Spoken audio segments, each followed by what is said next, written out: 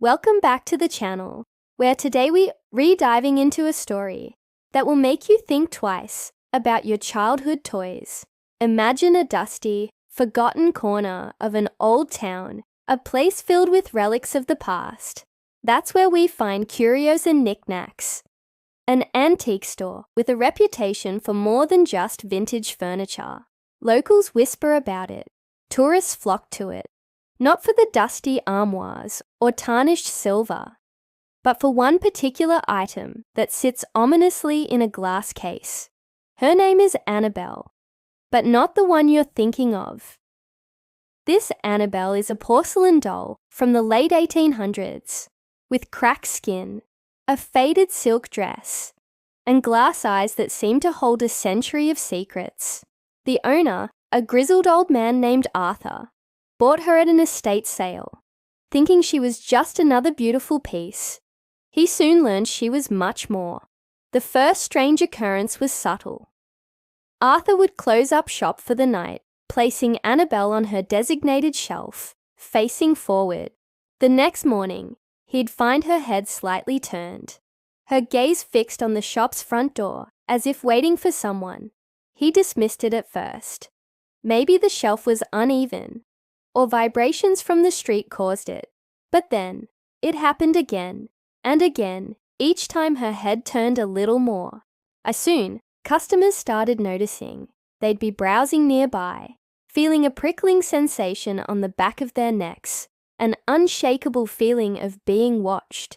They would turn around to find Annabelle's glassy eyes locked directly on them. One woman swore she saw the doll's eyes follow her as she walked from one side of the aisle to the other. She let out a scream and ran out of the store, refusing to ever come back. Arthur, though unnerved, was also a businessman. The stories began to spread, and the doll became a local legend. People came from all over, daring each other to stand in front of the case.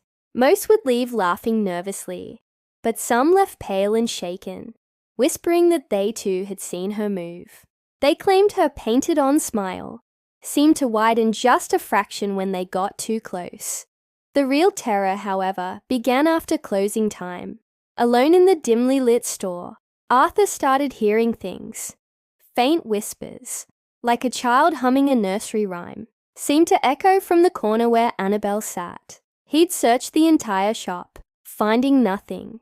One night, he set up a small camera, determined to catch whatever was happening. He reviewed the footage the next day. For hours, it was just silence and stillness. Then, around 3 a.m., a faint melodic humming started.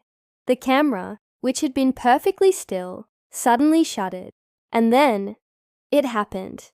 In the grainy footage, Annabelle's head, ever so slowly, turned a full 90 degrees to stare directly into the camera lens. The humming stopped abruptly. A cold chill ran down Arthur's spine. He wasn't just imagining things. The final straw came a week later. A particularly brave teenager, on a dare, had tapped on the glass case earlier that day, mocking the doll. That night, as Arthur was locking up, a deafening crash echoed from the back of the store. He rushed in to find Annabelle's glass case, shattered on the floor. And the doll? She was gone. Panic set in as he frantically searched the aisles. He found her propped up against the front door, her head tilted, her little porcelain hand resting on the doorknob as if she had been trying to leave. Her once placid, painted smile now looked like a sinister, knowing smirk. Arthur sold the shop the very next week, leaving the doll and its secrets behind for the next unfortunate owner. The store is still there, and so is the doll, waiting in her new case, watching and turning her head for anyone brave enough to look. What do you guys think? Is it a prank or something more? Let me know in the comments below. Thanks for watching, and if you enjoyed this spooky tale, don't forget to hit that like button and subscribe for more mysteries. Stay safe out there.